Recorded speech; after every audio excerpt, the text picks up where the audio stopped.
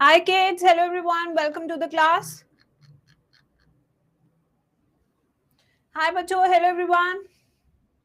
Good morning, good morning, good morning. So day 2 of having this chapter, structural organization in animals. तो कल हमने class में epithelial tissue किया था, muscular tissue किया था. आज के क्लास में हम आगे बढ़ेंगे, बट उससे पहले आज हम एनसीईआरटी पढ़ेंगे.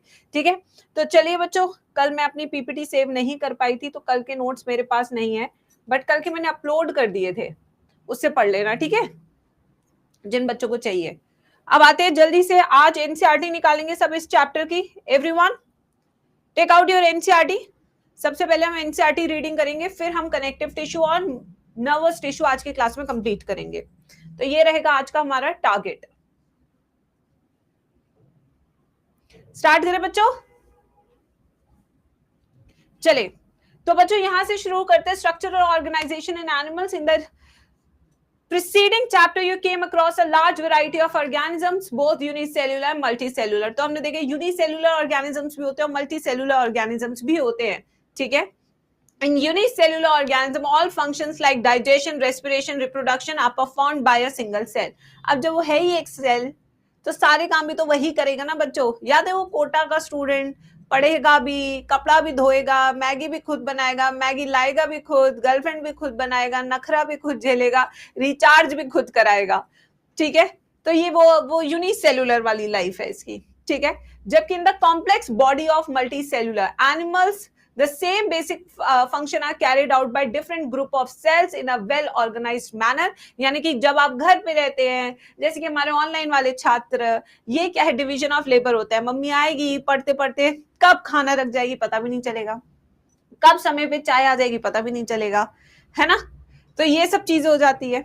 अब आते हैं next. The human body is composed of billions of cells to perform various functions. How do these cells in the body work together?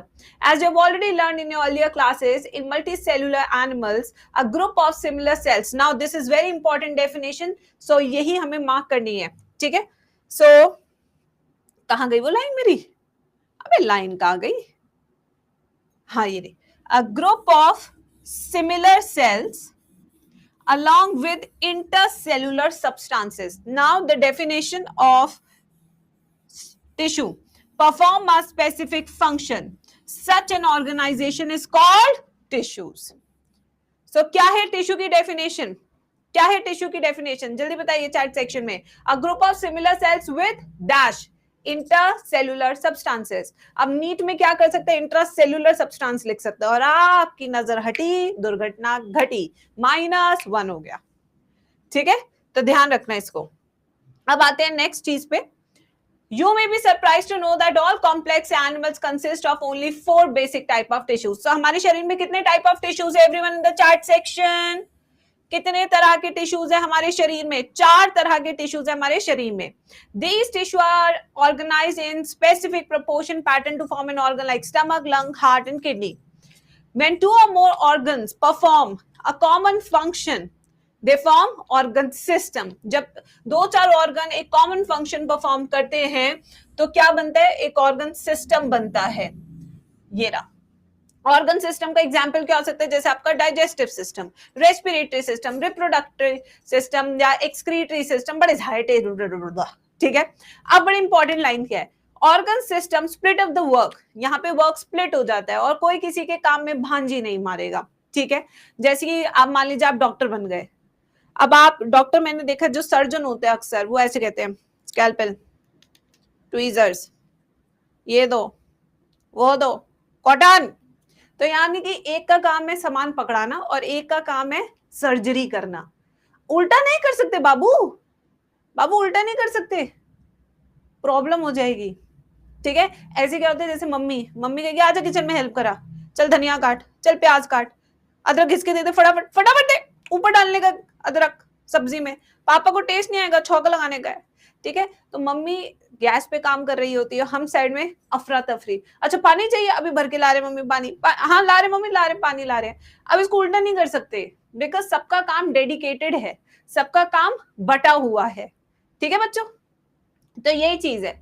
तो यहाँ पे जैसे आप देखेंगे organ system split of the work in a way that exhibit division of labour. तो यहाँ पे division of labour है guys, division of labour and contribute to the survival of the body as a whole.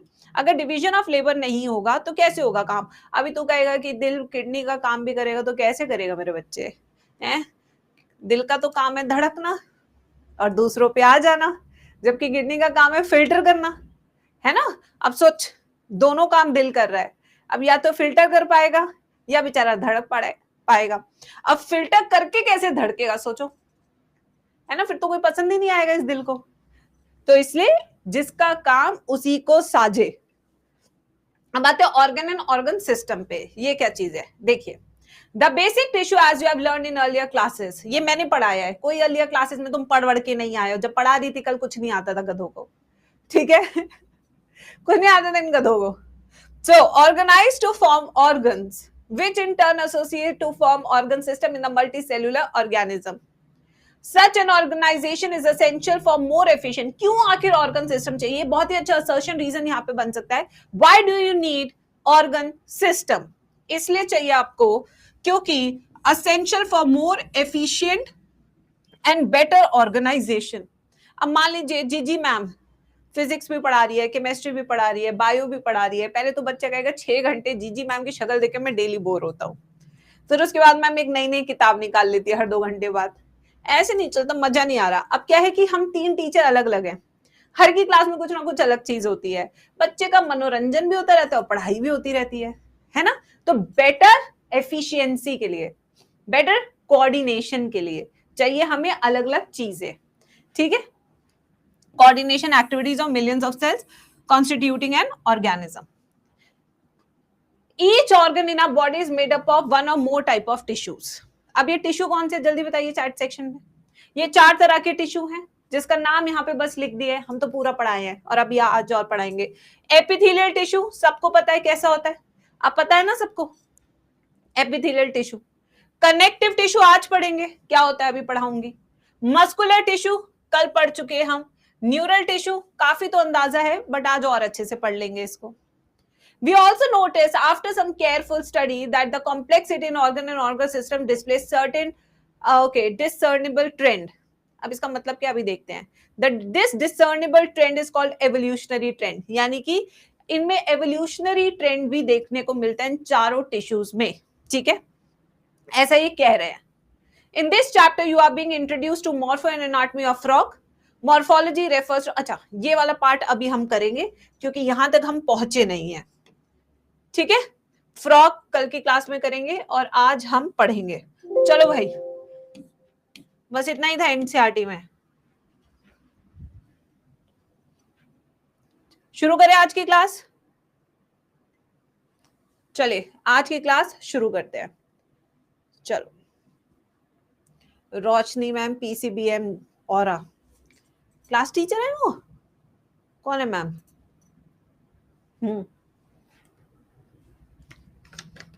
जितना specialised होगा एक teacher एक subject के लिए उतना बेटर होता है, क्योंकि उसके पास फुल टाइम होता है टू इन्वेस्ट इन हर और हिज सब्जेक्ट।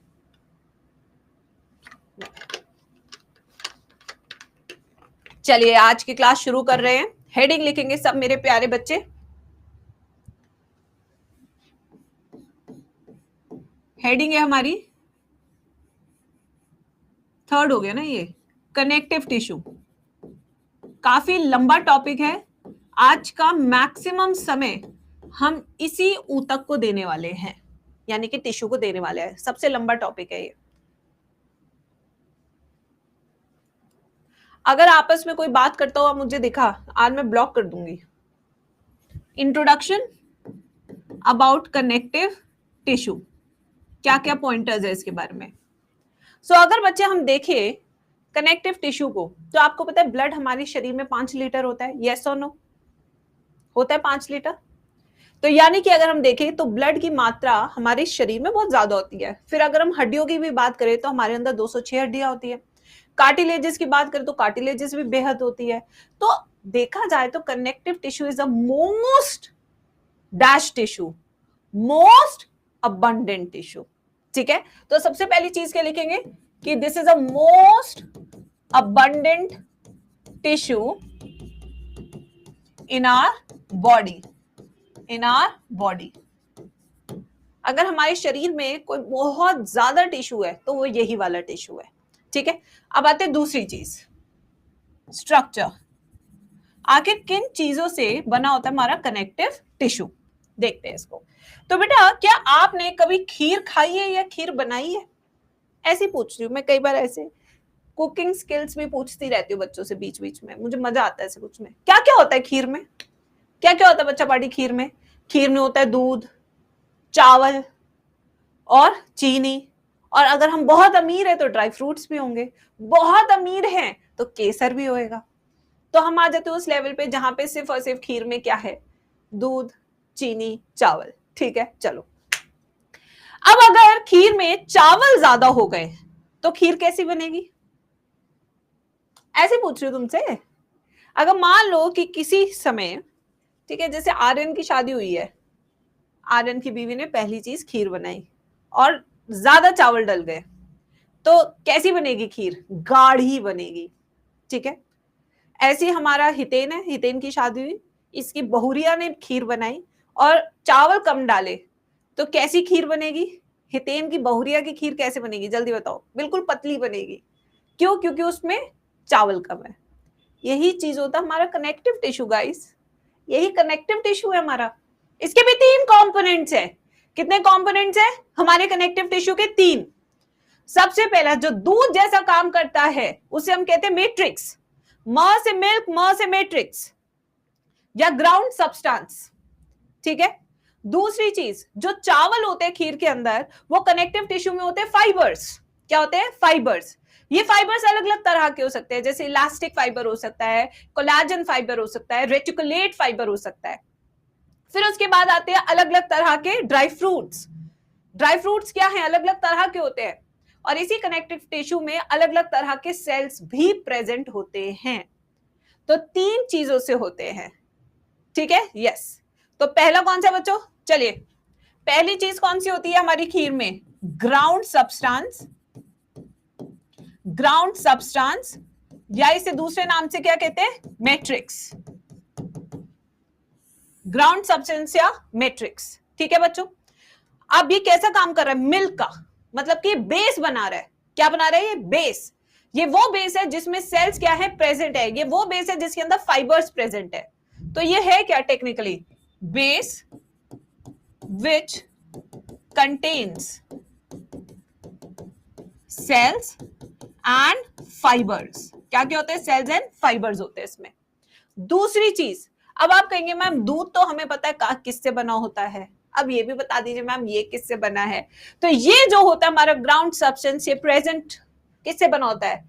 ये उसी से बना होता है जिससे आज की स्किन मेरी हो जाएगी जबरदस्त, क्योंकि मेरे पास है लॉरियल, जिसके अंदर होता है हाइलुरोनिक एसिड, जो मेरी स्किन को रखेगा टाइट और मैं दिखूंगी जवान हर दिन। बस दिन में 2 बार लगाए और खूबसूरती पाए। तो इसके अंदर क्या होता है मेरे बच्चों? Hyaluronic acid. एब्सोल्युटली, ये बना होता है किससे? हाइलुरोनिक एसिड से। जब ये कम होता जाता है तो आपकी स्किन की टाइटनिंग कम हो जाती है, आपकी स्किन लूज हो जाती है, ऐसे गिरने लगती है। ऐसे आपने देखा होगा, अपनी दादी नानी के हाथ देखना, ऐसे ऐसे गिरती रहती है स्किन, कम हो जाती है ये सब चीजें ओवर द टाइम बॉडी में, ठीक है। तो ये क्या है? Hyaluronic acid. इसके अलावा किससे बना होता है? ग्लाइकोप्रोटीन से। किससे बना होता है? ग्लाइकोलिपिड से।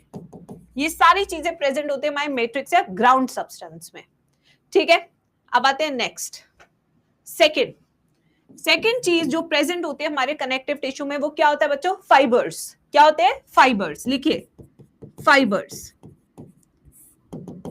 अब ये फाइबर्स क्या होते हैं? धागे जैसे स्ट्रक्चर्स होते हैं, है ना? यस, धागे जैसे स्ट्रक्चर्स होते हैं गाइस। ये फाइबर्स 3 तरीके के होते हैं हमारे शरीर में। कितने टाइप्स के होते हैं हमारे शरीर में? 3 तरह के, जिसमें पहला आता है हमारा कोलाजन फाइबर। इसके बारे में आप सुन रहे होंगे आजकल कोरिया की जो दीदी हैं वो आजकल एक तो ऐसी शीट लाती है, देखो ये शीट, ये कोलाजन शीट होती है, पतली पतली सी। इसको मत देखना, ये गंदा हो रखा है बिल्कुल, मैं कुछ और ले लेती हूँ वरना तुम लोग ऐसे बेइज्जती करते हो बाद में, पता मुझे सब। तो देखो ये ऐसी व्हाइट कलर की शीट्स होती है जो कोलाजन से बनी होती है। Collagen is a type of a protein, ठीक है। अब इसको क्या करते हैं?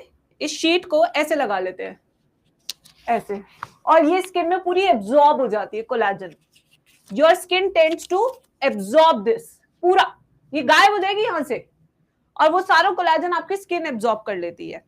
तो उससे क्या होता है, आपकी जो लटकती हुई स्किन है वो लटकेगी नहीं, बल्कि जवान रहेंगे आप। यस बच्चों, तो ये अलग अलग तरह के आजकल कोलेजन शीट्स भी मार्केट में है, जवान रहने के तरीके।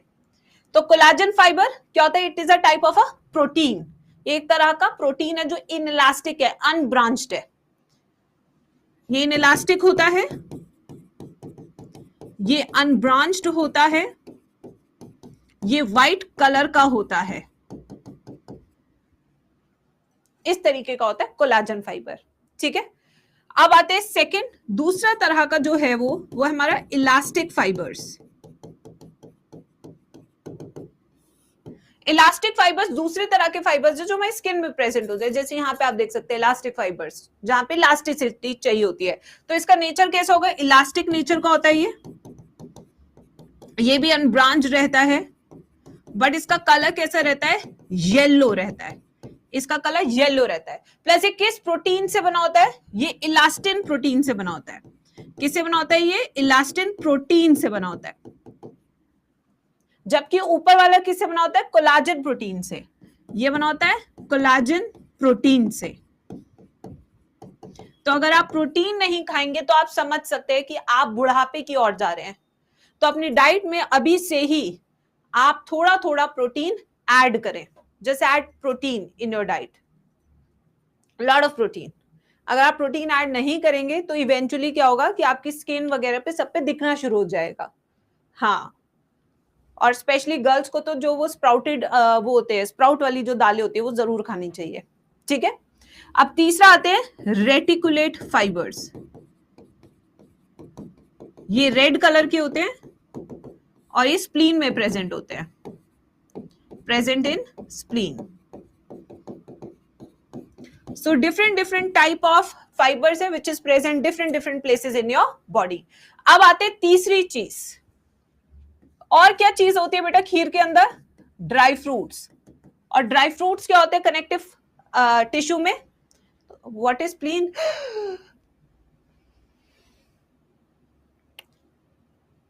ग्रेवयार्ड ऑफ आरबीसी, यहां पे होता है, यहां पे, यस, लाल कलर का होता है, छुट्टू सा। बेटा अपने शरीर के ऑर्गन्स के बारे में तो जानो गधो। चलो अब आते हैं डिफरेंट टाइप ऑफ सेल्स। अब डिफरेंट टाइप ऑफ सेल में जो पहला सेल आता है वो है हमारा फिब्रोब्लास्ट सेल। कौन सा होता है, फिब्रोब्लास्ट। फिब्रोब्लास्ट सेल का काम क्या है मेरे बच्चों, ब्लास्ट का मतलब बनाना, फिब्रो का मतलब फाइबर, यानी कि ये वो सेल है जो दो चीजें बनाता है। ठीक है, ये बनाता है फाइबर सिंथेसिस, फाइबर सिंथेसिस, और दूसरा काम क्या है, मैट्रिक्स सिक्रीशन, यानी कि ग्राउंड सब्सटेंस भी बनाने का काम इसी सेल को सौंपा गया है। तो ये सेल बहुत ही इंपॉर्टेंट है अगर हम देखें किसमें, अपने कनेक्टिव टिश्यू में। ठीक है, चलो अब नेक्स्ट आते हैं। फिब्रोब्लास्ट के बाद जो सेकंड टाइप ऑफ सेल है वो है हमारा एडिपोसाइट। क्या है हमारा, एडिपोसाइट। नाम से कोई बच्चा बता सकता है एडिपोसाइट क्या होगा, anybody who can tell me adipocyte. Ma'am reticulata colourless, किसने बोला बेटा, आओ रुको, कहां से पढ़ के आए हो, कहां है मेरी पुरानी एनसीईआरटी। पुरानी एनसीईआरटी में यहाँ पे 3 कलर के फाइबर्स बनाए हुए हैं, येलो वाला इलास्टिक है, रेड वाला रेटिकुलेट है, और ये वाला जो है जो ब्लूइश बनाया क्योंकि व्हाइट दिखता नहीं, ये हमारा कोलेजन है। ठीक है, अब आते हैं नेक्स्ट। हाँ, एडिपोसाइट नाम से पता लग रहा है, इन्हें लाइपोसाइट्स भी कहते हैं, एडिपोसाइट्स भी कहते हैं, बिकॉज इनका काम क्या होता है, storage of fat, storage of fat. ये शरीर में पूरी स्किन के नीचे होते हैं, स्किन के नीचे फैले होते हैं, इसलिए आप देखते होंगे जब इंसान मोटा होता है तो हर जगह से मोटा होता है, अदरक की तरह मोटा होता चला जाता है, क्योंकि ये हर जगह प्रेजेंट होते हैं। ठीक है, बट कई बार क्या होता है फीमेल्स के केस में जो हिप्स एरिया होता है या एब्डोमिनल एरिया होता है ये ज्यादा मोटा हो जाता है। उसका रीजन क्या है, एस्ट्रोजन, क्योंकि एस्ट्रोजन का काम ही यही होता है कि फैट को यहाँ पे जाके स्टोर कराना। ठीक है, अब आते हैं नेक्स्ट, एडिपोसाइट के बाद तीसरा टाइप ऑफ सेल कौन सा है जो हमें यहाँ पे देखने को मिल सकता है? The third type of cell, histiocyte, plasma cell. चलो प्लाज्मा सेल ले लेते हैं। प्लाज्मा सेल कौन से सेल्स होते हैं? Which secrete antibodies, they are technically B lymphocytes. ये क्या होते हैं? ये हमारे बी लिम्फोसाइट्स होते हैं विच सिक्रीट्स एंटीबॉडीज, इम्यून सेल्स हो गए। इसके बाद जो नेक्स्ट टाइप ऑफ सेल है which is very important for exam also, वो है हमारे मास्ट सेल्स। कौन से? हमारे मास्ट सेल्स। इसमें मैं इंपॉर्टेंट मार्क कर रही हूं। मास्ट सेल कौन से होते हैं? कौन से होते हैं हमारे मास्ट सेल्स? मास्ट सेल बिल्कुल बेसोफिल जैसे होते हैं। ये सिक्रीट करते हैं तीन चीजें। एक तो हेपारिन सिक्रीट करते हैं। हेपारिन क्या होता है हमारा? एंटी कोआगुलेंट, यानी कि खून का क्लॉटिंग नहीं होने देता। दूसरा कौन सी चीज सिक्रीट करता है? सेरोटोनिन। ये क्या होता है हमारा? वेसो कॉन्स्ट्रिक्टर, यानी कि ये हमारे ब्लड वेसल्स को छोटा कर देगा, उसका ल्यूमेन साइज छोटा कर देगा। वहीं पे तीसरा जो चीज मचाता है वो क्या हमारा? हिस्टामिन। ये हमारा वेसो डायलेटर, ये हमारे ब्लड वेसल्स के ल्यूमेन के साइज को बढ़ा देगा जिससे कि ब्लड फ्लो बढ़ाया जा सके। ठीक है, उसके बाद कौन से सेल्स आते हैं बच्चों? हमारे मैक्रोफेजेस, हिस्टियोसाइट्स, मैक्रोफेजेस। इनका क्या काम होता है? To engulf bacterias. ये पूरे पूरे बैक्टीरियास को खा जाते हैं, फैगोसाइटोसिस करते हैं टेक्निकली, फैगोसाइटोसिस। ठीक है, इसके बाद कौन से होते हैं? क्रोमैटोसाइट्स, मेलेनिन सिक्रीट करना, मेलेनिन सिक्रीशन। मेलेनोसाइट्स, क्रोमैटोसाइट्स, मेलेनिन, जिससे टैनिंग होती है आपकी। हाँ बेटा, इलास्टिक फाइबर आपका ब्रांच्ड होगा, सॉरी, ये लो सही कर दिया मैंने। हाँ ये ब्रांच्ड होगा पायल, यस यस यस।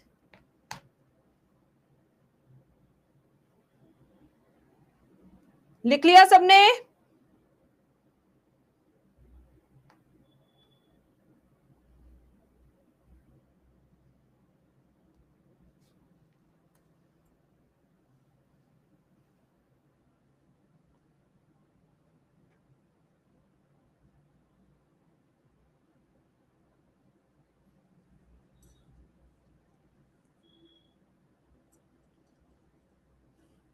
इंट्रोडक्शन हो गया, स्ट्रक्चर हो गया।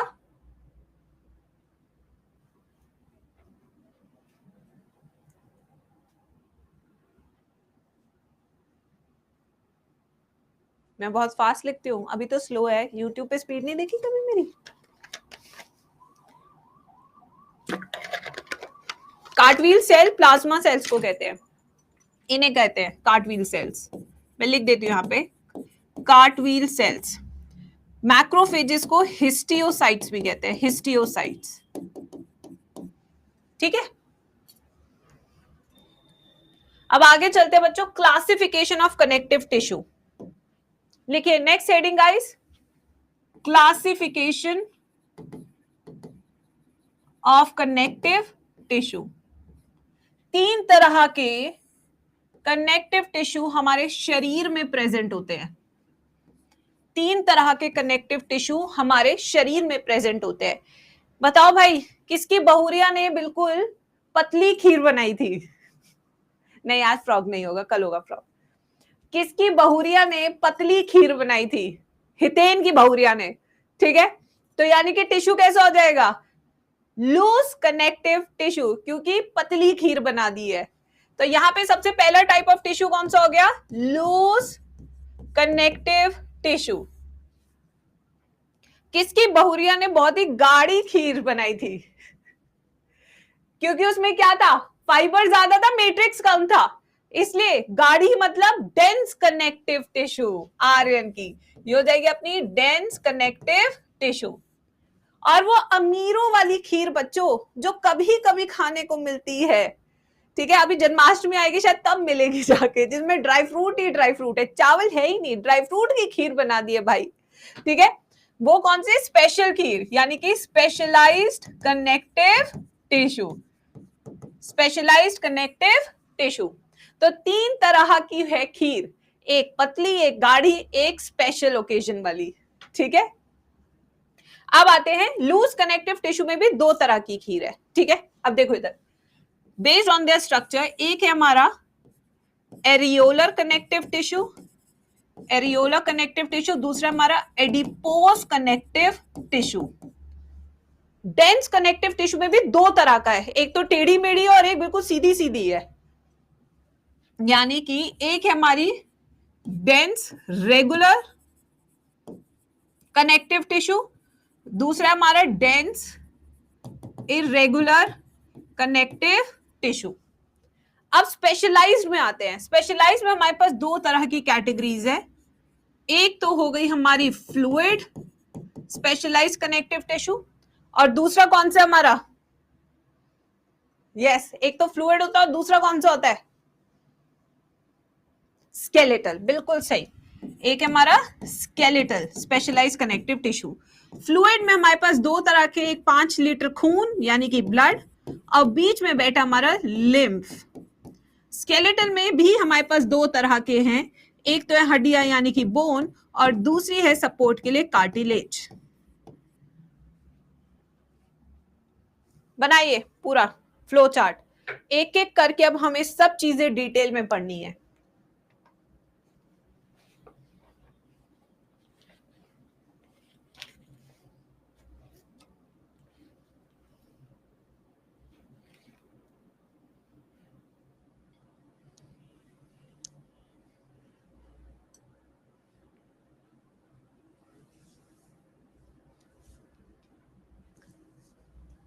चले, तो आज की पहली कैटेगरी जो आज की क्लास में हम पढ़ेंगे वो हम पढ़ेंगे लूज कनेक्टिव टिश्यू। और लूज कनेक्टिव टिश्यू में भी जो पहला टाइप पढ़ेंगे हम, वो पढ़ेंगे हम एरियोलर कनेक्टिव टिश्यू।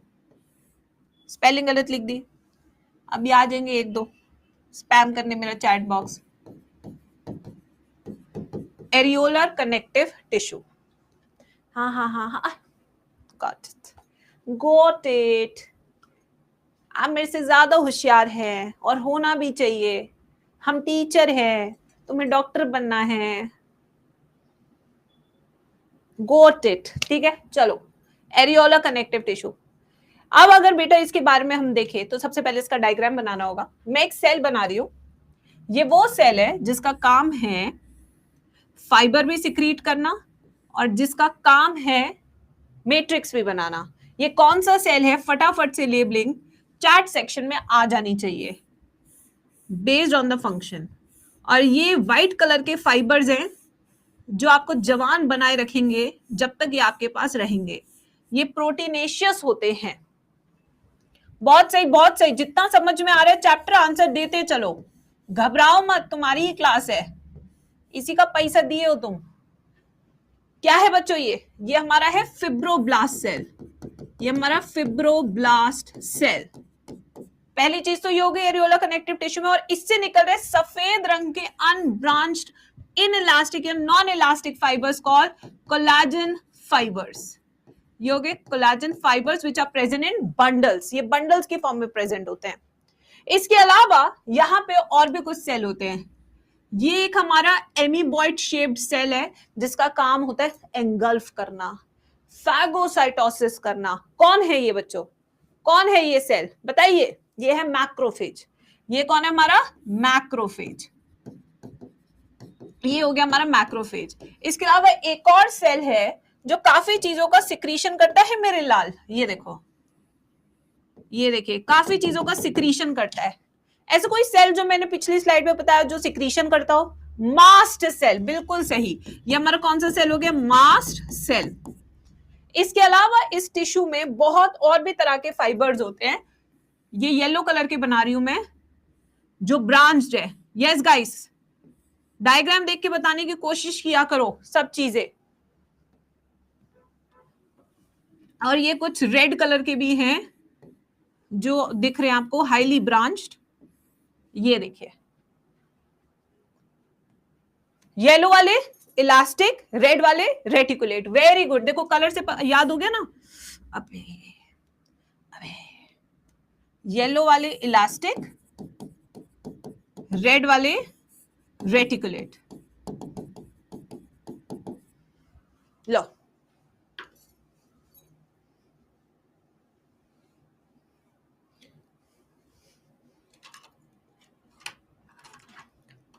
देख देख के सीख सीख के डायग्राम बनाइए। मैम लेक्चर फर्स्ट कहाँ मिलेगा? इसी ऐप पे मिलेगा, इसी कोर्स में मिलेगा और कल मिलेगा, सब कुछ यही मिलेगा, कहीं भटकने की जरूरत नहीं है। ठीक है, आ जाओ। अब आते इसको लिखते। सबसे पहले कौन कौन से सेल्स है यहाँ पे बताइए। 3 तरह के सेल हमें देखने को मिल रहे हैं, फिब्रोब्लास्ट, फिर मास्ट सेल, और कौन सा देखने को मिल रहा है? मैक्रोफेजेस। मैक्रोफेजेस। नेक्स्ट फाइबर्स, कौन कौन से तरह के फाइबर्स मेरे बच्चों को देखने को मिल रहे हैं इसमें? जल्दी से बताइए बच्चों, देख देख के बताइए। क्या होता है ना, क्लास में ही रिवाइज होता है, और जितना आप क्लास में रिवाइज करिएगा उतना आप खुद से नहीं कर सकते, ये मैं आपको बता रही हूँ। बायो में यही है, क्लास में हर चीज कम से कम 2 बार रिपीट होनी चाहिए आपकी।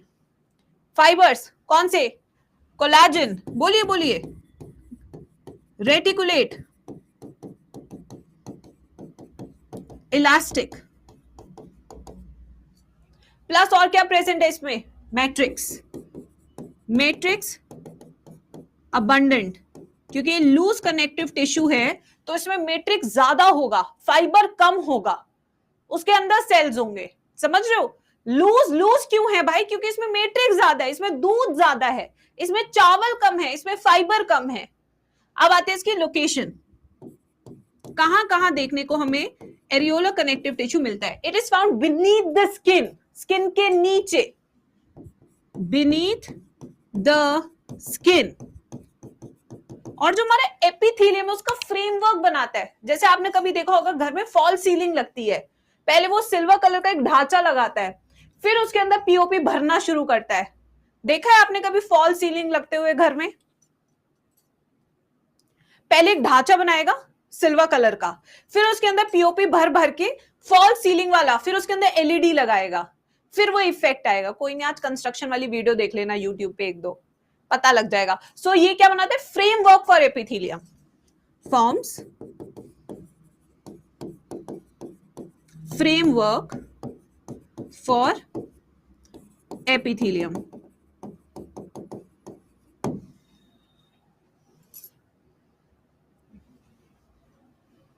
मैम साइड वाले घर में होता है, जाने नहीं देते, नजर लग जाएगी ना कनक, इसीलिए तो मैं बता, मैंने अपने स्टूडियो में आज तक किसी को नहीं आने दिया। My studio has 2 door opening, एक तो मेन डोर ओपनिंग है, उसके बाद एक और पूरा डोर बना हुआ है। So nobody is allowed to cross the second door except me. Yes, मैं आने नहीं देती किसी को अपने स्टूडियो में, नेवर। मेरी मम्मी नहीं आई आज तक, सोचो कोई भी नहीं आया मेरे घर का, nobody, because it tends to change the aura and I'm very particular about the auras। जहां पे आप पढ़ते हैं वहां पे सबको मत दिखाया कीजिए कि मैं कहां पढ़ रहा हूं, क्यों पढ़ रहा हूं, ये मैं चीजें बता रही हूं तुम्हें। अब आते हैं नेक्स्ट बच्चों, नेक्स्ट हम इसमें करेंगे एडिपोस कनेक्टिव टिश्यू। लिखिए heading, adipose connective tissue, B नहीं आएगा, A2 आएगा, सॉरी लेबलिंग सही करो इसकी, A2, क्योंकि लूज का पार्ट है ना। अब इसका डायग्राम बना लेते हैं सुंदर सा।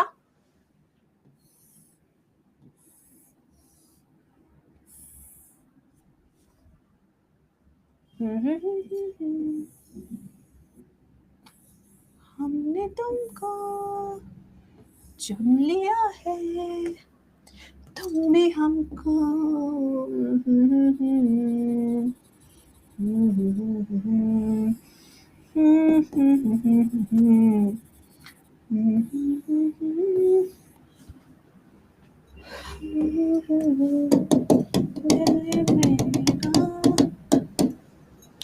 बनाइए डायग्राम गाइस। कोई भी बच्चा मेरी हेल्प कर सकता है, आखिर ये कौन से सेल्स होंगे जो मैम ने एडिपोज कनेक्टिव टिश्यू में बनाए हैं। बेटा मेरा कोई व्हाट्सएप ग्रुप लिंक नहीं है मेरे प्यारे बच्चे, आई डोंट हैव इट। ये देखिए ये क्या है, क्या है ये? एडिपोसाइट। Very good, adipocytes. ये वाले खाली है, ये वाले भरे हुए हैं। हाँ, देखो एक बात समझो, सबके पास एडिपोसाइट्स, एक पतले के पास भी, एक मोटे इंसान के पास भी। बस मेरे वाले भरे हुए हैं फैट से, पतले वाले के खाली है। होते सबके पास है, बट किसी किसी के भरे होते हैं, किसी किसी के खाली होते हैं। समझे इस बात को? ऐसा नहीं है कि पतले लोगों के पास एडिपोसाइट्स नहीं है, गलत, उनके पास भी एडिपोसाइट्स है, बट उनके खाली हैं, हमारे भरे हुए हैं। अगर वो भी ज्यादा खाएंगे, कसरत नहीं करेंगे, लाइफस्टाइल चेंज करेंगे, तो उनके भी भर जाएंगे, फिर वो भी फैलना शुरू हो जाएंगे। ठीक है, यस। तो ये क्या है, सबसे पहले स्ट्रक्चर पे आते हैं। अगर स्ट्रक्चर की बात करें तो यहाँ पे जो स्पेशल सेल हमें देखने को मिल रहा है वो है एडिपोसाइट्स, जो हमें एरियोला कनेक्टिव टिश्यू में देखने को नहीं मिला था। दूसरा सेल है फिब्रोब्लास्ट, जो फाइबर भी बनाएगा, और क्या बनाएगा बच्चे, और क्या बनाएगा? मैट्रिक्स। यहाँ मैट्रिक्स भी है जिसका अमाउंट ज्यादा होगा। फाइबर्स की बात करें तो यहाँ पे कोलाजन और इलास्टिक दोनों होते हैं, इलास्टिक दोनों होते हैं, इलास्टिक कोलाजन दोनों। मैम खाली करने का टिप्स दे दो। हाँ हाँ, मेरे पास तो पीएचडी है ना उसकी। लोकेशन तो पर्टिकुलर जगह होती है जहां पे मिलेंगे ही मिलेंगे, जैसे आई बॉल के आसपास। आई बॉल, जब आपका अंदर की आंखों का फैट कम हो जाता है तो आंखें अंदर धसनी शुरू हो जाती है। ये आपको पतले लोगों में बहुत देखने को मिलेगा, धसी हुई आंखें दिखती है, क्योंकि पीछे फैट कम होता है। ठीक है, around eyes, around eye ball. Shock absorber की भी तरह काम करते हैं ना, इसलिए। Around kidneys, around kidneys. ठीक है, और कहां होते हैं? Beneath skin. अब आते हैं इसके फंक्शंस पे। क्या क्या फंक्शन है हमारे एडिपोज कनेक्टिव टिश्यू का? पहला, शॉक एब्जॉर्बर, धक्का मारा ऐसे थोड़ी किडनी बाहर आ गई, ऐसा थोड़ी होता है। ठीक है, तो पहला फंक्शन क्या है? Shock absorber. दूसरा क्या है भाई? Storage of fat, reservation of, अच्छा रेजर्वॉयर ऑफ एनर्जी, रेजर्वेशन नहीं, रेजर्वॉयर, रेजर्वॉयर ऑफ एनर्जी। ठीक है, इंसुलेशन, हीट इंसुलेशन, जो आपको देखने को मिलता है specially in polar bear, seal, whales. ठीक है, ठंडे इलाके में रहती है फिर भी कुछ नहीं होता है, मस्त नहा रहा होता है पोलर बेयर तो, गोरा गोरा। Camel hump, yes. Blubber of whales, लिखिए इसको। फिर हम चलते हैं डेंस कनेक्टिव टिश्यू पे।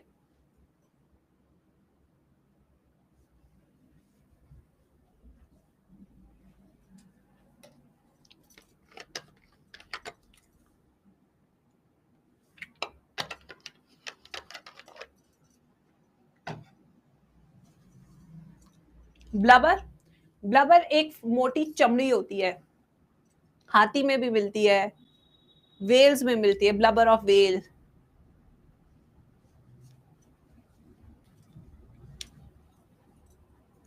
नेक्स्ट आते बच्चों, नेक्स्ट हमारा इसके बाद आएगा dense connective tissue, dense connective tissue.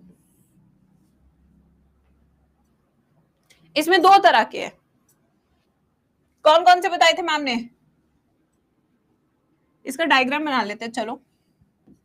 B1, B2, B1, B2, और पहले डायग्राम ही बना लो इसका, फिर इसका नाम बताना तुम डायग्राम देख के कौन से तरह का है। बहुत सिंपल से डायग्राम है।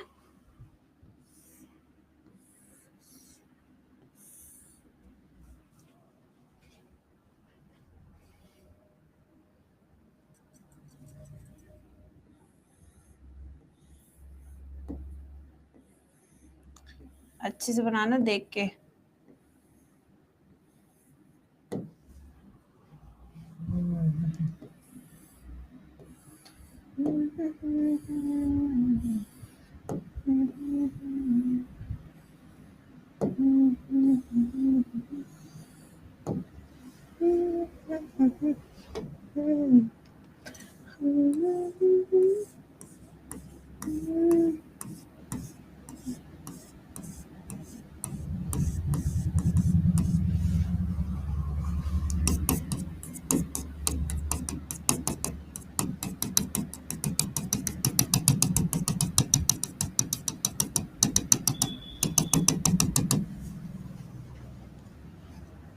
यस, सो दो तरह के कनेक्टिव टिश्यू आपको दिख रहे हैं, dense connective tissue.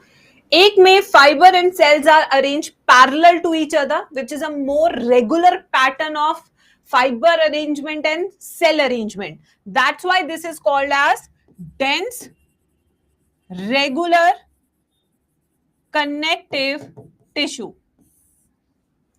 And if you see this diagram, here the cells and the fibers are not parallelly arranged, rather they are disoriented, they are unparalleled, they are irregular. That's why it is called as dense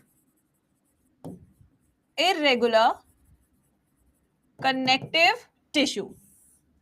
Dense irregular connective tissue.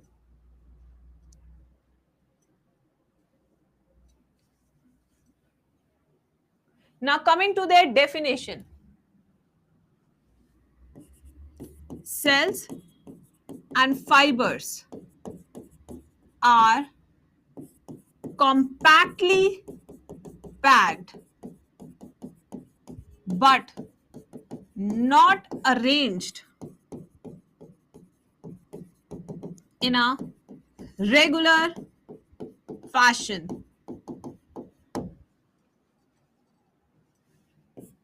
Cells and fibers are parallelly arranged, parallelly and compactly arranged.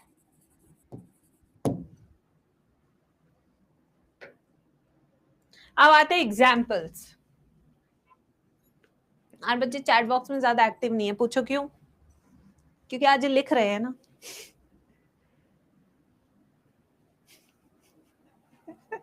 आज ये notes बना रहे हैं, इनके पास बतियाने का time नहीं है।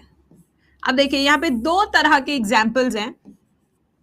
Now if the dense regular connective tissue is rich in collagen fiber, rich in collagen, they form tendons. If the dense regular connective tissue is rich in elastic fiber, then they form ligaments. So ligaments and tendons are example of dense regular connective tissue, but based on the type of fiber which is present in them, they are tendons and ligaments. ऐसा नहीं कि इसके पास elastic नहीं है गधो, इसके पास elastic है but इसके पास collagen ज्यादा है। इसके पास कोलाजन है बट इलास्टिक ज्यादा है, ठीक है? ऐसा नहीं कि दूसरा एब्सेंट ही है, ये मत समझना बिल्कुल भी। रिच इन टेंडेंस क्या करते हैं? BTM, bone to muscle attachment, इसलिए इनका रिपेयर मुश्किल होता है अगर टेंडन टियर हो जाए तो। ऐसे लिगामेंट के साथ भी है। ये बल्ब होते हैं BLB, बोन टू बोन, इनको फ्लेक्सिबल होना पड़ेगा वरना आपकी ये मूव ही नहीं करेगा। मान लो कि अगर लिगामेंट में कोलाजन ज्यादा है जो कि इनइलास्टिक होता है, तो हड्डी को मूव कैसे कराएगा भाई, ये बता दे तू। अब साइंटिफिक भी सोच, थोड़ा कॉन्सेप्ट भी लगाओ। अगर ये बोन टू बोन अटैचमेंट कर रहा है और कोलाजन ज्यादा है जो कि इनइलास्टिक इन नेचर होता है, तो मूवमेंट तो होगा ही नहीं, इतना जबरदस्त मूवमेंट नहीं हो पाएगा। इसलिए इलास्टिक फाइबर होना ज्यादा जरूरी है। ओए हर्ष, ब्राजीलियन वी लिफ्ट। हर्ष, मुझे पता लग गया कौन सा डॉक्टर बनेगा। यस, वो कह रहे बाकी सब में पैसा वैसा नहीं है, आजकल इसी में ही पैसा वैसा है।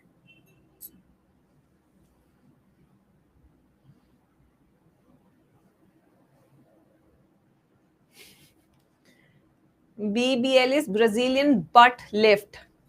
वो जो आजकल जो महिलाएं ऐसे ये पीछे से इफेक्ट है, ठीक है। So they get silicone implants in their butts so that they look impressive. कैसी कैसी बातें कराते हो, तौबा तौबा तौबा तौबा। यस, कैसी कैसी बातें क्लास में कराते हो। अब सवाल पूछते तो ऑफ कोर्स मुझे जवाब देना ही पड़ता है। I am a bio teacher.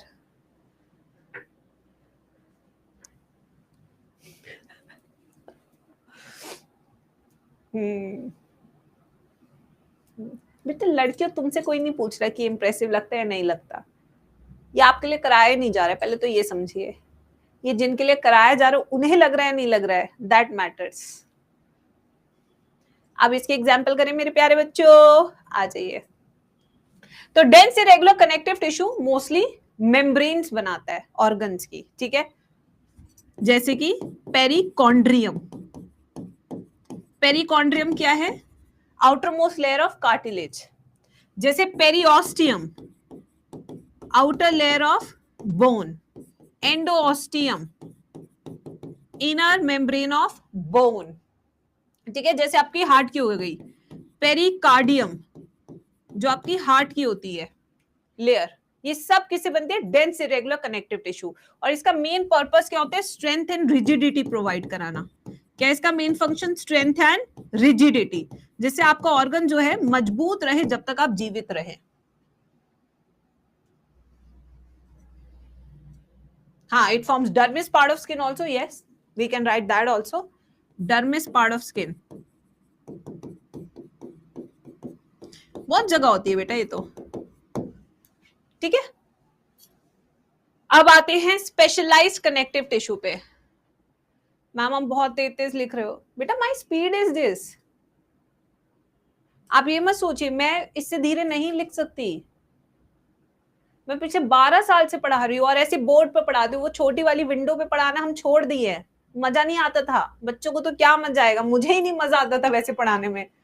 जब मैं अड्डा 24/7 ज्वाइन किया तो मैंने सबसे पहला सवाल उनसे यही पूछा, वो छोटी खिड़की पे तो नहीं पढ़ाना। मैं इतना ऊक चुकी थी उस खिड़की पे, क्योंकि मेरी आईपैड पे स्पीड नहीं बनती। हम आए देसी टीचर, ब्लैक बोर्ड वाले थे पहले।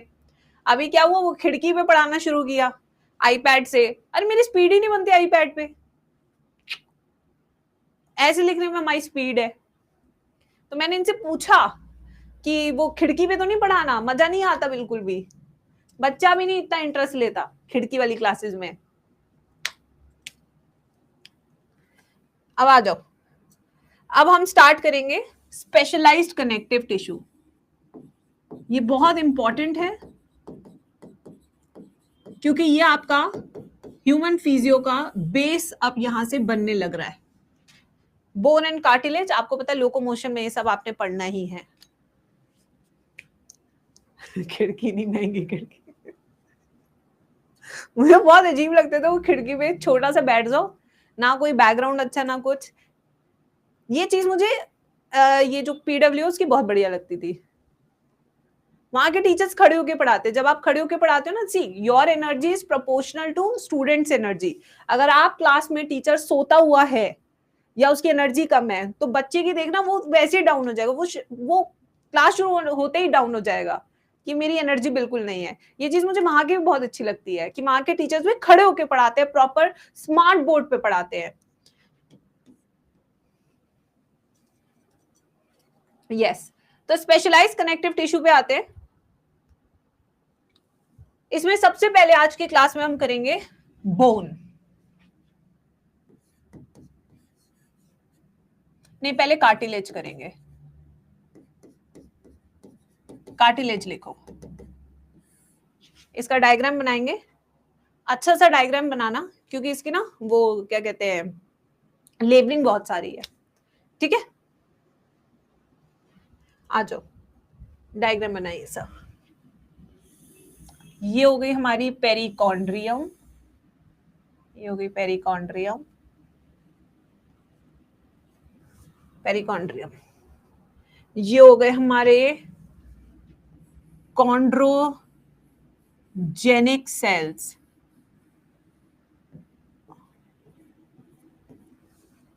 कॉन्ड्रोजेनिक। ये हो गए हमारे कॉन्ड्रोब्लास्ट सेल्स, कॉन्ड्रोब्लास्ट। ये आसपास सिक्रीट करते हैं फ्लूइड मैट्रिक्स, ये हमारा फ्लूइड मैट्रिक्स, फ्लूइड मैट्रिक्स।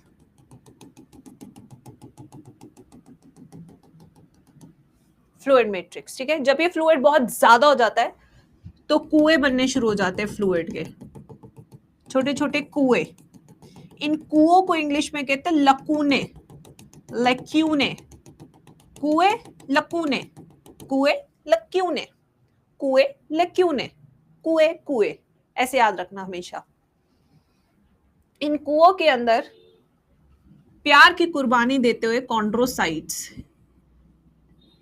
2 से 3 होते हैं, कॉन्ड्रोसाइट्स, कार्टिलेज फॉर्मिंग सेल्स। ठीक है, इसका 3D है नहीं क्योंकि ये आउट ऑफ सिलेबस है। आप कहेंगे फिर पढ़ा क्यों रहे हो, आदत से मजबूर। ये हमारा एक सेक्शन है which is LS of longitudinal section of cartilage. Labelling अभी करते हैं, पहले इसको डायग्राम को बना लो। पिज्जा बन गया ना, यस, सॉरी पिज्जा बन गया ना।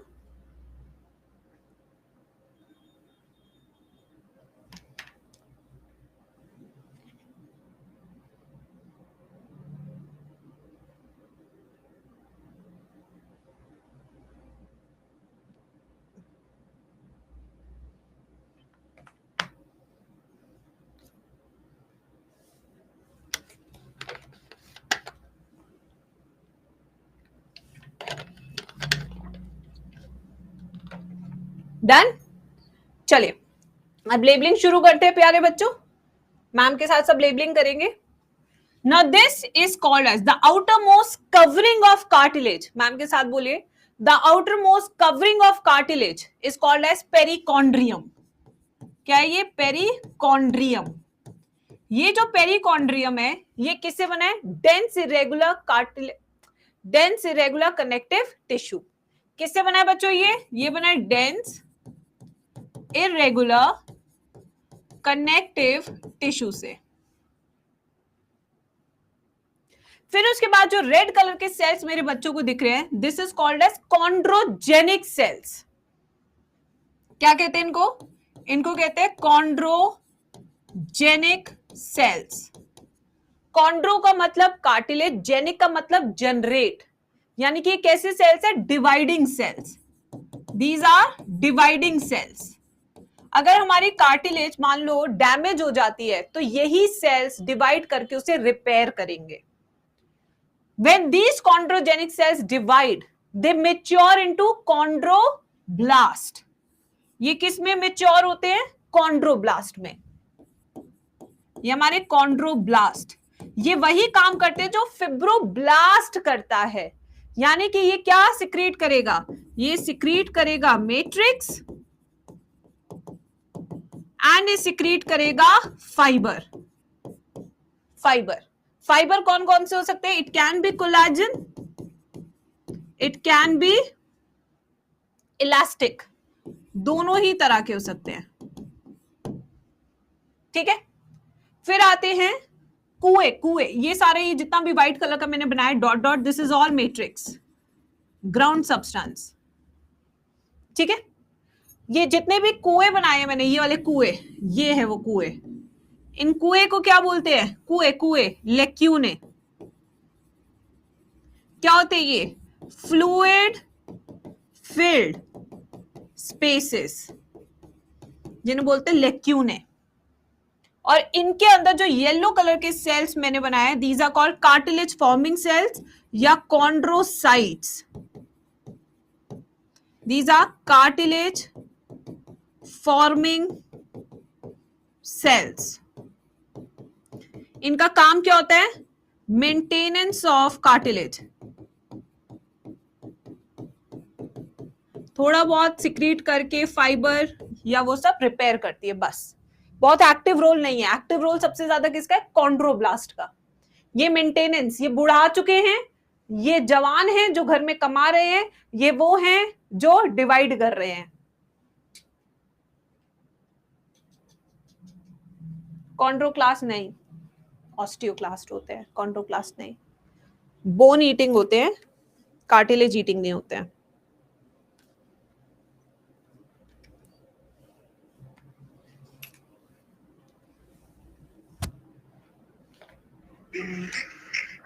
क्लास में हूँ, शेव करा लूं? मैं क्लास में हूँ।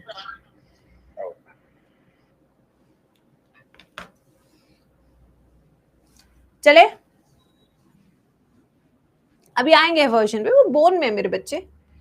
कार्टिलेज बेंडेबल होती है या नहीं? जल्दी बताइए चैट सेक्शन में, क्या बेंडेबल होती है? ये कार्टिलेज बेंडेबल है या नहीं? ये बेंडेबल है या नहीं? क्या लगता है मेरे प्यारे बच्चों?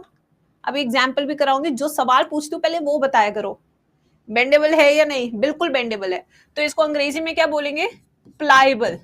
प्लाइबल का मतलब क्या है? बेंडेबल। तो कार्टिलेज क्या होती है? प्लाइबल होती है। ठीक है, नेक्स्ट, इलास्टिक होती है नेचर में, मतलब कि इसे खींचा भी जा सकता है, जैसे कान खींच कर मरोड़ दिए तुम्हारे, ठीक है ना, ऐसे भी किया जा सकता है तुम्हारे साथ। यूनी डायरेक्शनल ग्रोथ, ये एक ही डायरेक्शन में ग्रोथ दिखाती है, दो डायरेक्शन में ग्रोथ नहीं होती है इसकी, क्योंकि यहीं पे क्या है? Blood vessels. ये क्या है? Blood vessel. एक ही डायरेक्शन में ब्लड वेसल है, एक ही जगह से न्यूट्रिशन मिल रहा है, तो जहां से न्यूट्रिशन मिलेगा भाई वहीं से ही तो ग्रो करेगी ना। तो पेरिकॉन्ड्रियम में होती है blood vessels, otherwise cartilages A vascular in nature, A vascular होती है। अब यहाँ पे बहुत तरह की कार्टिलेजेस भी होती है, इलास्टिक कार्टिलेज, फिब्रो कार्टिलेज, बड़ी तरह की होती है, बट हम कुछ एग्जाम्पल्स करेंगे। एग्जाम्पल्स जैसे कि एक है हमारी हाइलिन कार्टिलेज। हाइलिन कार्टिलेज जो सबसे नाजुक होती है मेरे प्यारे बच्चों। कहां पे प्रेजेंट होती है हाइलिन कार्टिलेज? अरे ईयर पिन्ना में नहीं होती दीदी। चलो, हाइलिन कार्टिलेज कहां पे होती है? ओके, आर्टिकुलर कार्टिलेज यानी कि एंड ऑफ बोन्स में होती है, एंड ऑफ बोन्स पे प्रेजेंट होती है। और हाइलिन कार्टिलेज कहां प्रेजेंट होती है? वोकल कॉर्ड्स में होती है, जिससे आप स्वर गाते हैं बढ़िया बढ़िया। इसके अलावा ये कहां पे होती है hyaline cartilage? Between ribs and sternum, between ribs and sternum. ये कुछ एग्जाम्पल है। फिर सेकेंड टाइप ऑफ कार्टिलेज आती है हमारी इलास्टिक कार्टिलेज, यानी कि जिसमें खूब सारा इलास्टिक फाइबर होता है, जैसे कि आपकी ये year, ear pinna, year, Eustachian tube,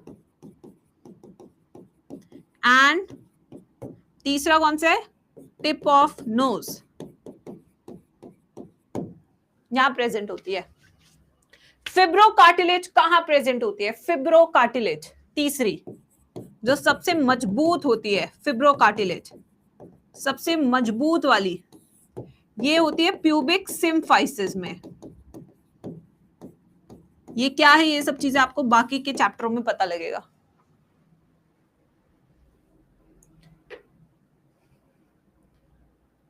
ये हो गया कार्टिलेज टॉपिक कंप्लीट। अब हम आएंगे बोन टॉपिक पे। जब बच्चे एक्स्ट्रा पढ़ते हैं तभी वो बच्चे लेकर आते हैं 340 प्लस। अगर आप सिर्फ और सिर्फ एनसीईआरटी पढ़ के जाएंगे तो आप सिर्फ और सिर्फ 290 और 310 ला पाएंगे, क्योंकि उन बच्चों के कॉन्सेप्ट कमजोर होते हैं। जब भी क्वेश्चन घूमता है वो बच्चे फंसते हैं। यही रीजन है कि पेपर चाहे साल का कितना भी टफ आया हो, my students were able to score 350, 340, that too in 40 से 45 मिनट्स। ये स्टेशन ट्यूब आपके मिडल ईयर के पास होती है, यही फंस जाती है जब आप ऊंचाई पे जाते हो और आपके कान में दर्द होता है। नहीं बेटा, हाइलिन बड़ों में भी होता है। Larynx, voice box. चलिए लिख लिया सबने, can we start with bone?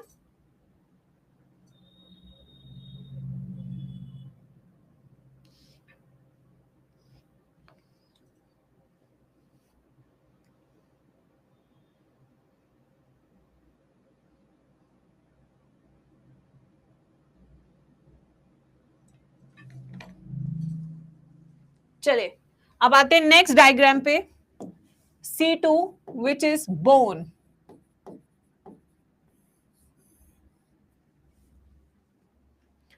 आइए हड्डी बना के दिखाती हूँ। तुम्हारी हड्डी अंदर से खोखली है या सॉलिड है? बताओ जल्दी से चैट बॉक्स में, तब तक मैं डायग्राम बनाती हूँ।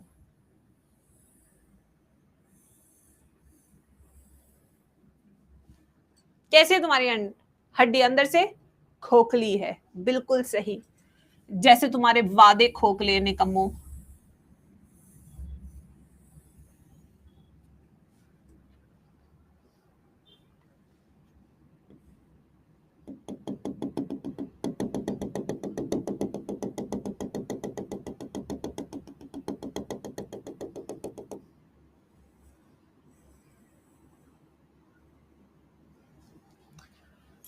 हाय राम, उइमा उइमा उइमा, कांटा लगा उइमा उइमा उइमा।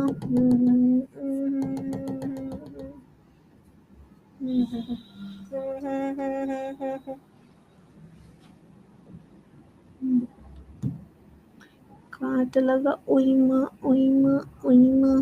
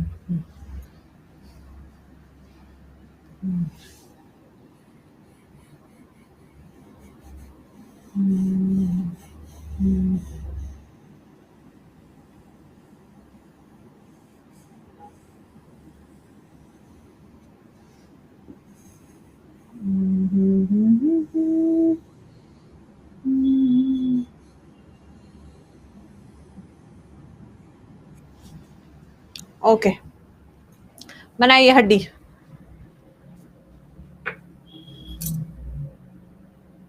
टिप ऑफ नोज हाइलिन, एक बार इसको चेक कर लेती हूँ मैं। जब मैं लिखवा रही थी ना तो माई ट्रिक वॉज ई ई ई। एक बार चेक कर लेती हूँ। आउटर ईयर, देखो यार एनसीईआरटी में तो पहले भी कुछ नहीं लिख रखा था यार, गजब एनसीईआरटी है यार। इसको मैं चेक करती हूँ अभी नोट्स में, अपने डिटेल नोट्स में। बनाइए सब जल्दी से।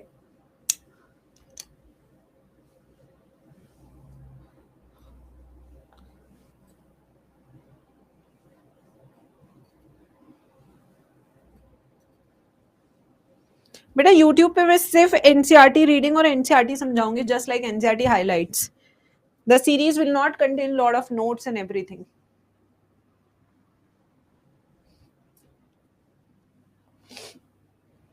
डन। लेक्यूना वेक्यूना सब बताएंगे, अभी तो हमने सिर्फ हड्डी बनाई है, अभी इसका हम टीएस भी बनाएंगे, डोंट वरी, वो भी बड़ा डायग्राम है। आइए बच्चों, तो ये हमारी हड्डी, हड्डी के बाहर होता है इनऑर्गेनिक मैटर और अंदर होता है ऑर्गेनिक मैटर। ठीक है बच्चों? अब देखिए, जितने लोग नॉनवेज खाते हैं उन्होंने देखा होगा अक्सर कि जब वो हड्डी खाते हैं तो उसके अंदर टिश्यू होता है, बोन मैरो टाइप, जैसे वो खा लेते हैं, और बाहर एक कवरिंग होती है कैल्शियम की जिसे हम हड्डी बोलते हैं। जो नॉनवेज वाले होंगे वो इसको पूरा रिलेट कर पा रहे होंगे कि अगर इस हड्डी को मैं बीच में से काट दूं तो बीच में क्या निकलेगा, ऑर्गेनिक मैटर जिसे खा लिया जाता है, और बाहर एक कवरिंग दिखेगी विच इज अ कैल्शियम का कवरिंग। ठीक है, समझ में आया कैसी है हड्डियां? बस वैसी हमारी भी हड्डियां हैं। अब देखो यहां पे, सो ये वाला जो पार्ट है बोन का, इसे कहते हैं epiphysis. The end part is called epiphysis. ये भी क्या हो गया, एपिफाइसिस। जो बीच वाला लंबा वाला हिस्सा है इसको हम कहते हैं डायफाइसिस, या इसको हम कहते हैं शैफ्ट। यहीं पे सबसे ज्यादा फ्रैक्चर होने के चांसेस होते हैं क्योंकि बीच में से पतली होती है हड्डी और उसके कोने जो है काफी मोटे होते हैं। अब देखिए इधर, यहां पे जो बीच में येलो कलर का दिख रहा है, this is called yellow bone marrow. Yellow bone marrow किससे बना होता है, फैट से। तो यानी कि हड्डी में फैट स्टोर्ड होता है, fat stored. Yellow bone marrow represents fat. The red represents red bone marrow. Red bone marrow क्या होता है रेड बोन मैरो में, बताइए। व्हाइट इज रेड क्योंकि यहाँ पे ब्लड बनता है, ब्लड फॉर्मेशन, यहाँ पे आपका ब्लड फॉर्मेशन होता है रेड बोन मैरो में। और ये हर हड्डी में नहीं होता भाई लोगों, हर हड्डी में नहीं होता, सिर्फ लॉन्ग बोन्स में होता है, जैसे फीमर लॉन्ग बोन्स में मिलता है, बाकी सब में सिर्फ फैट मिलेगा। सो हड्डियों के अंदर फैट भी होता है, हड्डी के अंदर रेड बोन मैरो भी होता है। तो रेड बोन मैरो सिर्फ कॉर्नर्स में मिलेगा, जबकि बीच में आपको क्या मिलेगा, पूरा येलो बोन मैरो। और ये जो व्हाइट कलर का पार्ट मैंने बनाया है, this is the part which is made up of calcium carbonate. This is a part which is made up of calcium phosphate. किसे बना है, कैल्शियम फॉस्फेट से, कैल्शियम कार्बोनेट से। यानी कि ये वो पार्ट है हड्डी का विच इज इनऑर्गेनिक, जिसमें जितना ज्यादा कैल्शियम कार्बोनेट कैल्शियम फॉस्फेट होगा उसकी बोन डेंसिटी मोटी होगी, यानी कि उसकी हड्डी भारी होगी। ठीक है, काफी भारी होगी उसकी हड्डी। So this is how a bone looks like, जब आप इसको पूरा देखेंगे। अब हम इसके अंदर भी झांक के देखते हैं, यानी कि इतना पार्ट अब हम कट करके जूम करके बनाएंगे। आगे इधर यहां बनाएंगे, देखिए।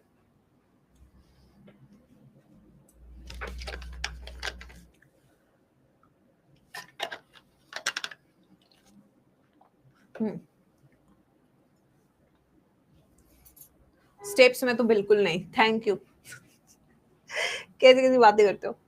अब अंदर वाली लेयर ग्रीन कलर से बनाई है, तो we will stick to green colour. ये हमारा ग्रीन कलर है। जिस जिस कलर की जो भी आपको मेम्ब्रेन दिख रही है उसी कलर से बनाएंगे, जैसे कि कलर सेम रहे, कलर स्कीम। बाहर वाली व्हाइट कलर की है तो बाहर वाली मैं व्हाइट कलर से बना रही हूं, देखिए।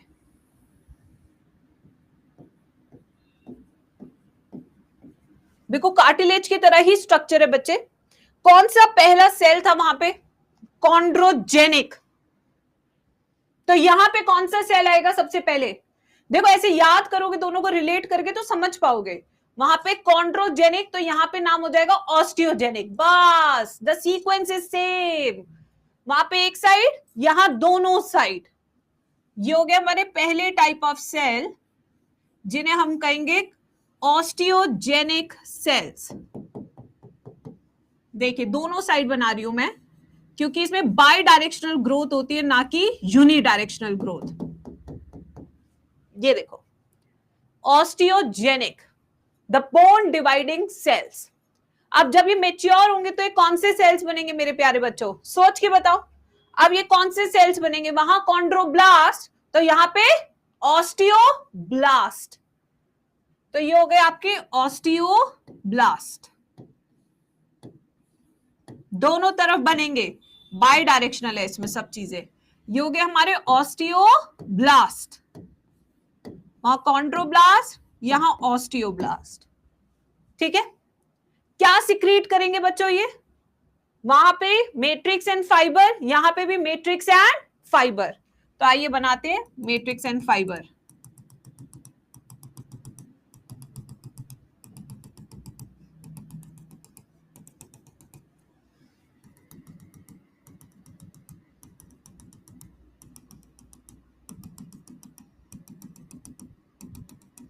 ये देखिए, ठीक है। जब बहुत ज्यादा मैट्रिक्स बनता है तो क्या बनते हैं? कुएं। जब बहुत सारा मैट्रिक्स बनता है तो क्या बनते हैं? कुएं। ये देखिए लकूने, ये बन गए लकूने, फ्लूइड फिल स्पेसेस। बट बेटा बोन को मजबूती चाहिए, आप इसमें ऐसा खुला नहीं छोड़ सकते वरना ये फ्लेक्सिबल हो जाएगा। तो इसलिए जो इसके कोलाजन फाइबर्स होते हैं they arrange themselves in concentric rings, lamellae की फॉर्म में। ये देखिए इस तरीके से आपके कोलाजन फाइबर्स अरेंज कर लेते हैं in the form of concentric rings, जिससे कि और मजबूती हो, जिससे कि एक डेफिनेट स्ट्रक्चर हो। और इनके बीच में बिल्कुल बीचों बीच आपको देखने को मिलेगा हेवर्जन केनाल। ये हेवर्जन केनाल जिसके अंदर सप्लाई होती है ब्लड वेसल की, नर्व्स की, लिम्फ वेसल्स की। तो अंदर अंदर तक खून जाता है और अंदर अंदर तक आपकी बोन रिपेयर हो पाती है। अब एक केनाल दूसरे केनाल से भी जुड़ा हुआ है। जनानीगिरी तो हर जगह चलनी चाहिए बॉस, गॉसिप के लिए। ये जो केनाल है जो इधर से उधर जुड़ा हुआ है, गॉसिप केनाल इसे कहते हैं, फॉक्समैन्स केनाल। यहीं से गॉसिप इधर से उधर जाती है। और इन लेमिलीज के बीच में सबसे मेच्योर वाला जो है हमारा सेल, ऑस्टियोसाइट फंसा हुआ है। क्या है? ऑस्टियोसाइट। ये हमारे क्या? ऑस्टियोसाइट्स। देखिए इनकी केनालिकुलीज होती है, स्टार शेप्ड होते हैं, केनाल सिस्टम होता है इनमें भी। ये देखिए ऐसे स्टार शेप्ड होते हैं, केनालिकुली होती है इनके अंदर, जिससे ये न्यूट्रिशन खींच पाते हैं हेवर्जन केनाल से। मस्त सिस्टम बनाए हैं, केनाल बना लिया है, सीधा पानी आने दे आने दे आने दे, ठीक है। ऐसे ये देखिए ऐसे कनेक्टेड होते हैं ये। तो जो भी न्यूट्रिशन ब्लड का है ये केनालिकुली की मदद से खींच लेते अपनी तरफ। ये देखो ये है रिटायरमेंट, बस ऐसा ही रिटायरमेंट मेरे को चाहिए। आप ना बैठे हैं, केनाल बना लिए, पैसा आने दो गाइस। ये ज्यादा मेहनत नहीं करनी बुढ़ापे में। ये देखो बेटा बन गया ना सिस्टम। ये आपका सारा कोलेजन है जो कंसेंट्रिक रिंग्स की फॉर्म में प्रेजेंट है। ये अब इसकी लेबलिंग स्टार्ट कर। क्लास में इसमें नहीं दिखा पाऊंगी, मैं लिखवा दूंगी समीर, उसका फंक्शन लिखवा दूंगी।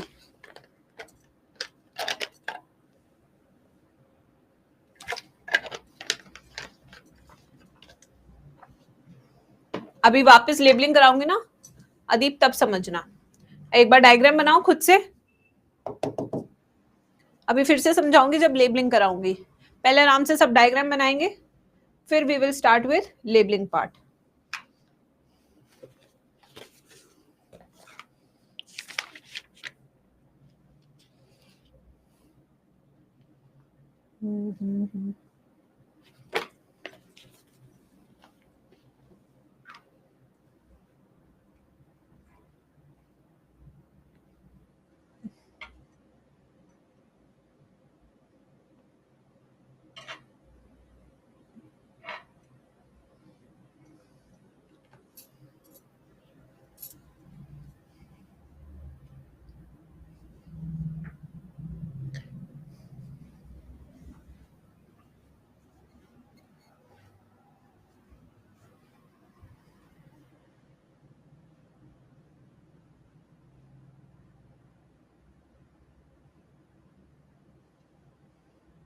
आज तो क्लास लंबी चलेगी बेटा, मैं आज नर्वस सिस्टम भी कंप्लीट करा के ही भेजूंगी। आइए बच्चों, सबसे पहले अंदर वाली लेयर का नाम लिखते हैं। अंदर वाली लेयर ग्रीन कलर से बनाई है जिसका नाम है एंडोऑस्टियम। ये एंडोऑस्टियम जो कि बनी है डेंस इरेगुलर कनेक्टिव टिश्यू से, डेंस इरेगुलर कनेक्टिव टिश्यू। फिर इसके बाद जो रेड कलर से लेयर हमने बनाई है, दीज आर डिवाइडिंग सेल्स जिन्हें हम कहते हैं ऑस्टियोजेनिक सेल्स। ऑस्टियोजेनिक सेल्स ये होते हैं हमारे bone dividing cell, bone dividing cells.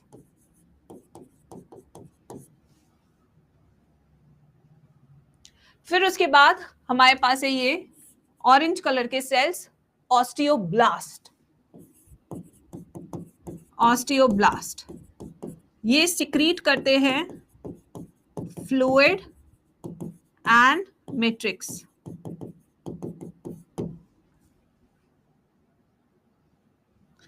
फिर आता है हमारे ये स्ट्रक्चर, ये हमारे लेमिला, लेमिली और lamella, lamellae, these are concentric rings of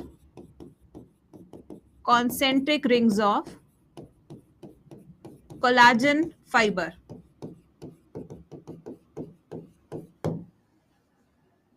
और इन कॉन्सेंट्रिक रिंग्स के बीच में जो खाली जगह है, कुआ लेक्यूना,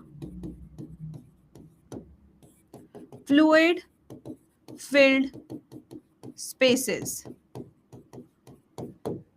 और इन स्पेसेस के बीच में जो ब्लू कलर के स्टार शेप सेल्स है, these are osteocytes, bone forming sales.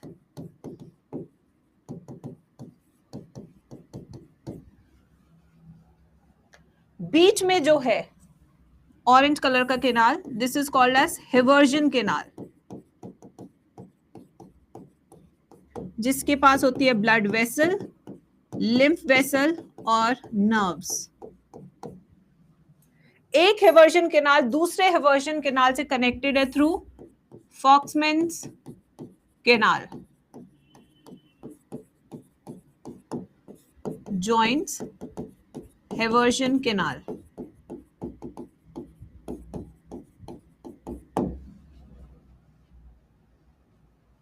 सबसे बाहर वाली layer, this is periosteum, again made up of dense irregular connective tissue.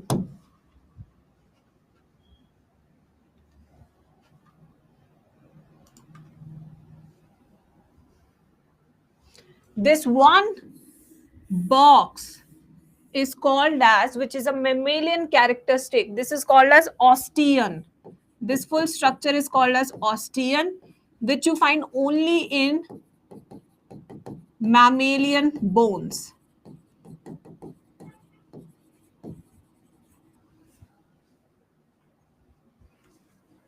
Bones तो सबके पास होती है, पक्षियों के पास भी होती है, एम्फीबियंस के पास भी होती है, रेप्टाइल्स के पास भी होती है, but our bone is different from their bone because we have osteons. This is TS of bone.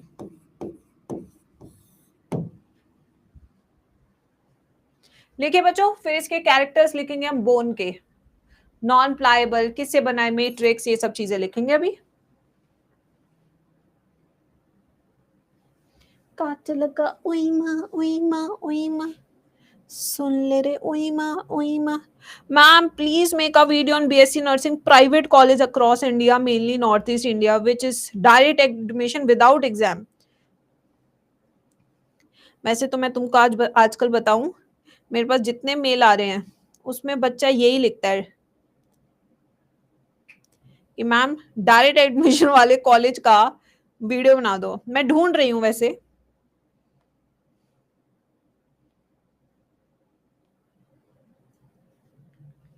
बच्चा कहता है हमें कोई एग्जाम ही नहीं देना, पैसा है हमारे पास, जाके बस हमें एडमिशन लेना है. बना लिया सबने?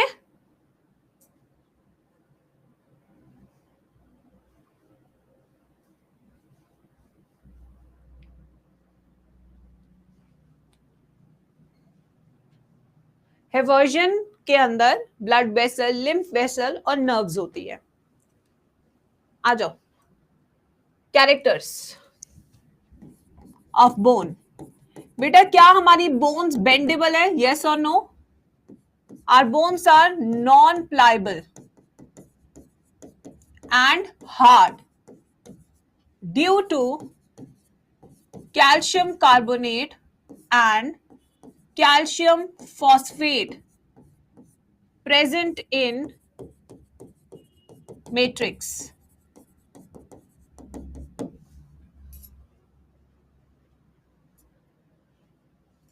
टाइप्स ऑफ बोन्स में नहीं लिखाऊंगी. सेस्मोइड बोन इज योर जो टेंडन्स के ऑसिफिकेशन से बनती है, जैसे आपकी पटेला.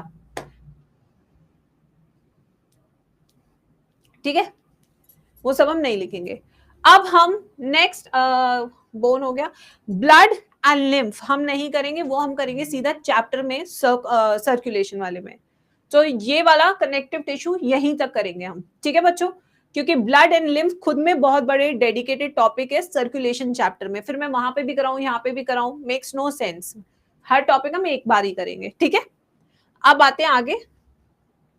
नर्वस टिश्यू, जो कि आपका छोटा सा टॉपिक है, it's not a very big topic, छोटा सा टॉपिक है. Nervous tissue,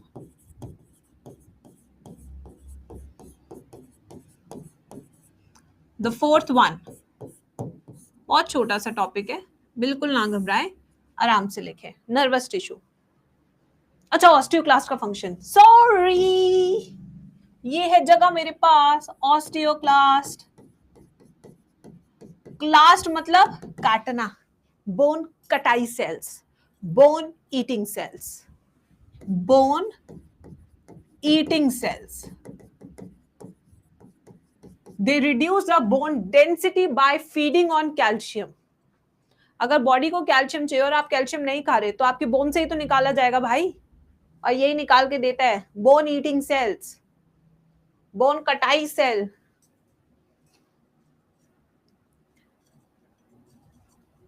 nervous tissue, origin क्या है मेरे प्यारे बच्चों? ओरिजिन, यस, इसका ओरिजिन एक्टोडर्मल.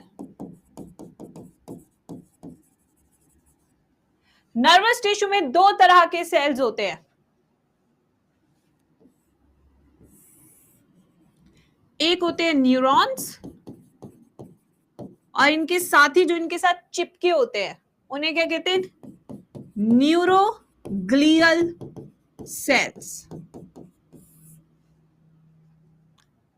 ये लेस देन 40% 50% होते हैं, less than 50% of total nervous tissue. ये मोर देन 50% होते हैं, और उम्र के साथ तो और भी ज्यादा हो जाते हैं ये. न्यूरॉन्स आर एक्साइटेबल सेल्स, जबकि neuroglial cells are non excitable sales.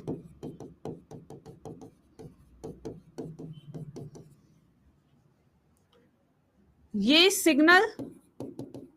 Signalling में हेल्प करते हैं, जबकि ये किस में हेल्प करते हैं? Repair and maintenance of neurons. अभी मैं शायद आप लोग को ये बात पता हो या ना पता हो, from last 2 years I was suffering from nerves and muscle pain. पता नहीं आपको पता है, मतलब मेरे को याद है लास्ट टू लास्ट ईयर मैं ह्यूमन फिजियोलॉजी का मैराथन ले रही थी. मैंने बहुत पढ़ाया था उस साल भी बच्चों को नाइट शॉर्ट सीरीज में. ठीक है, मैं ह्यूमन फिजियो पढ़ा रही थी और मेरा हाथ ऐसे ही रह गया था. मतलब मैं अपने हाथ को नीचे नहीं कर पाई थी उस दिन.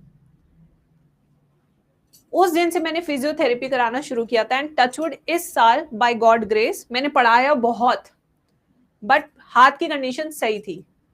अब मैंने जब ब्लड टेस्ट कराया तो माय विटामिन B12 इस अगर एक इंसान का 300 से 1000 के बीच में होना चाहिए, मेरा सिर्फ 100 आया है. The reason why I was facing sudden pain in my hand और in my legs is due to vitamin B12 deficiency. Literally I am having pernicious anaemia. Yes बच्चों, मैं आपको इसलिए बात बता रही हूं कि आप लोग भी अपने टेस्ट कराते रहे. अगर आपको ऐसे कोई पेन हो रहा है, हमें लगता है कि कैल्शियम की कमी है इसलिए हड्डियों में दर्द हो रहा है, मैंने एक्सरे कराया, मैंने सब कुछ कराया, बट मैंने विटामिन B12 नहीं कराया, सोचो 2 साल तक. और अभी कराया तो पता लगा कि विटामिन B12 कम होने से मेरे को हेडेक होता था, मेरे कहीं पे भी पेन स्टार्ट हो जाता था, मेरे को स्ट्रेस रहता था हमेशा. एंड अब मैंने 1 महीने से B12 लेना शुरू किया है, मुझे प्रॉपर नींद आती है, स्ट्रेस फ्री. इतना बदलाव आया है बॉडी के अंदर, मैं आपको बता नहीं सकती बच्चों. Now you can actually see in the classes also, I am more happy because I feel good from inside. Breathlessness होने लगती थी, ज्यादा पढ़ाती थी ना, तो सांस फूलने लगता था मेरा, पता नहीं चलता था, बट ऐसा होता था। तो आप लोग भी बच्चे थोड़ा सा ध्यान दीजिए, अगर आपके साथ ऐसा कुछ हो रहा है तो अपना B12 का जरूर से एक बार चेकअप जरूर करा ले। मेरे से तो बहुत हुआ। अब जब से लेना शुरू किया, आई फील सो गुड। अब मैं YouTube भी इसलिए स्टार्ट कर रही हूँ, मैंने सोचा है दिन की मैं 2 क्लासेस तो जरूर करूंगी।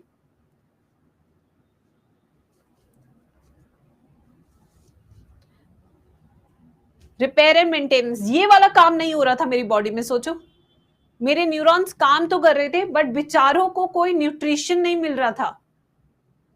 ये वाली चीज, मेरे बाल सफेद हो गए यार कितने सारे इस चक्कर में, क्योंकि सर तो यहीं पे रिपेयर मेंटेनेंस हो नहीं रहा, मेरे सारे ये वाला न्यूट्रिशन खींच लिया मेरे ब्रेन ने, और मेरे बाल सफेद होने शुरू हो गए। इतना ग्रे हेयर तो मेरी पूरी फैमिली में किसी को नहीं जितना इस टाइम मुझे है। अब लेना शुरू किया, होपफुली कि मैं इसको रिवर्ट कर सकूं ओवर द टाइम। अभी तो 1 ही महीना हुआ है मुझे लेते हुए। इसलिए बच्चे अपना एक बार थोड़ा सा टेस्ट करा लो, क्योंकि तुम लोग प्रिपरेशन मोड पे रहते हो, तुम लोग का खान पीन अच्छा नहीं होता है, ये मैं जानती हूँ। ये अंदर से ऐसे नहीं होता, चिढ़ होती है, पढ़ाई में मन नहीं लगता, तुरंत से कंसंट्रेशन टूट जाता है, 50 मिनट के बाद लगता है बोरिंग हो रहा है। मेरा तो इसलिए होता था, शायद मुझे लगता है B12 की कमी थी मेरे अंदर। Ever since I started taking it, my concentration time has increased. My brain was always focused brain, but the time for which I used to teach was less.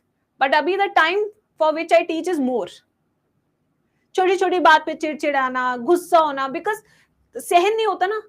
अब म्यूजिक तेज है, कोई लाउड बोल रहा है तो चिड़चिड़पन होना, ये सब चीजें है बेटा।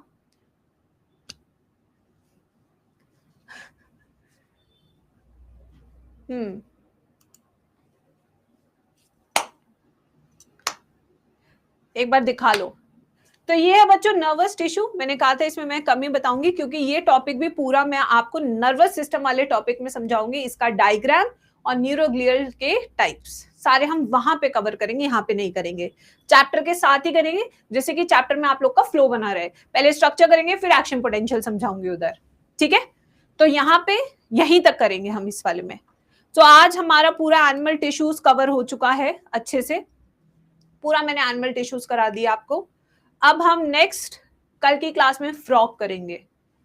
We will start with frog. पहले हम फ्रॉग करेंगे कल की क्लास में। ये रहा, इसको एनसीईआरटी से भी करेंगे और नोट्स भी बनाएंगे प्रॉपर मॉर्फो के, इसके एनाटॉमी के, सब कुछ, ठीक है बच्चों। इसको मैं पहले सेव कर लेती हूँ, क्योंकि कल भी मैंने सेव नहीं किया था इसको। चलो bye bye, take care. Cockroach उसकी नेक्स्ट क्लास में करेंगे, मंडे को होगा मोस्ट प्रोबेबली आपका कॉकरोच उसकी नेक्स्ट क्लास में। कल फ्रॉग होगा।